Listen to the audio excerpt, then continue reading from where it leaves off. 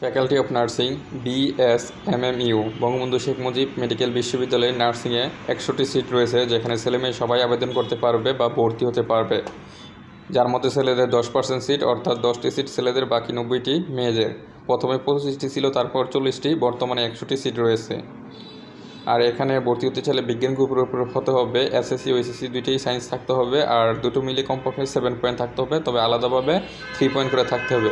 জীববিজ্ঞান বিষয়টি থাকতে হবে, জীববিজ্ঞান বিষয়টি অপশনাল বা মেন যে কোনো একটি থাকলে হবে। যদি জীববিজ্ঞান বিষয়টি না থাকে তাহলে আবার আবেদন করা যাবে না, বিজ্ঞান গ্রুপের হতে হবে। ইন্টারমিডিয়েট বা ICC পরীক্ষার ফলাফল প্রকাশিত হলেই এখানে সার্কুলার দিবে, তবে সরকারি আলাদা সার্কুলার দেওয়া হয়, সরকারি বেসরকারির জন্য একটি সার্কুলার। আর এটি যেহেতু একটি সাহিত্যের প্রতিষ্ঠানে, এখানে আলাদাভাবে পরীক্ষা দিতে হবে, এখানে আলাদাভাবে আবেদন করতে হবে সার্কুলার দেওয়ার পরে।